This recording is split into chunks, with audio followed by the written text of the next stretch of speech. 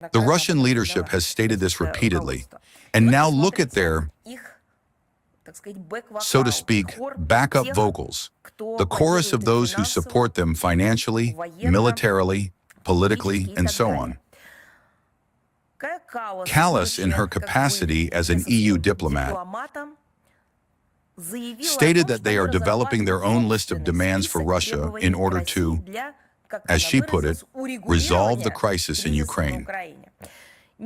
Not once has Kaja Kallas, nor Ursula von der Leyen, nor their predecessors, nor those they currently work with, the territories of Western Europe within the European Union, and the NATO members as a whole, ever witnessed a single one of the terrorist acts I have listed today.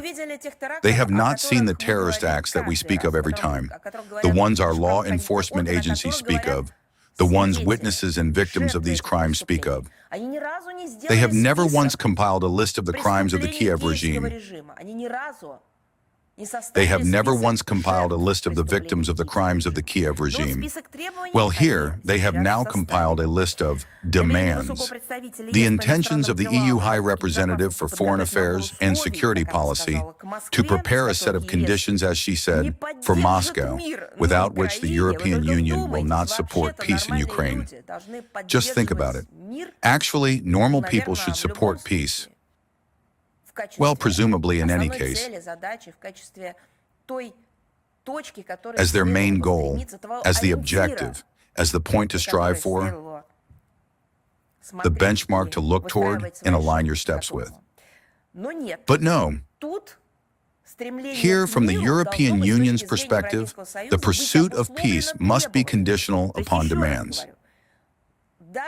In other words, I say again, even the very aspiration itself must be shaped by demands.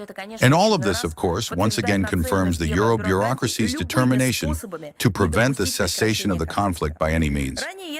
Previously, I remind you, EU members have repeatedly stated that they will sabotage any deal under the pretext that they are not participating in it.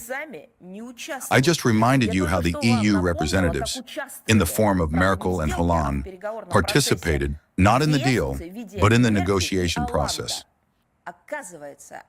It turns out that even back then, they knew they were participating falsely, that they were participating as props, that they were not participating in earnest.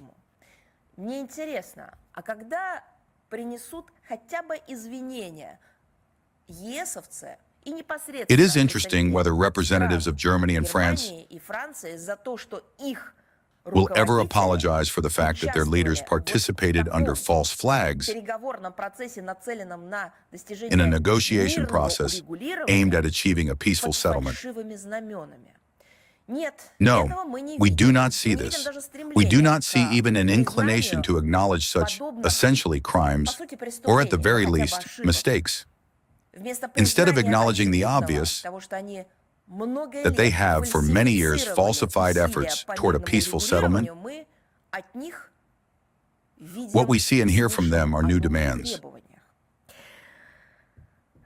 They have repeatedly put forward conditions that are knowingly unacceptable to us, whether it be Zelensky's so-called peace formula or the deployment of some kind of international peacekeeping contingent on Ukrainian territory. None of them was recognized or was capable of becoming a realistic basis for peace agreements. But they keep speaking about this, as well as about their demands. At the same time, they continue to pump the Kiev regime with weapons, thereby contributing to the escalation of the conflict and the commission of terrorist attacks by the Kiev regime. Western military aid goes to Ukraine in an endless stream. A course has been taken toward the merging of Ukrainian and European defense potentials through the establishment of close cooperation in the sphere of the military-industrial complex. At the current stage, it is specifically the European Union that does not allow the Kiev regime to make any compromises, under promises to provide everything necessary for the continuation of combat operations. The position of our country regarding the Ukrainian settlement and the place of Europe in this process is well known. This position has been publicly stated repeatedly and in great detail at the highest level.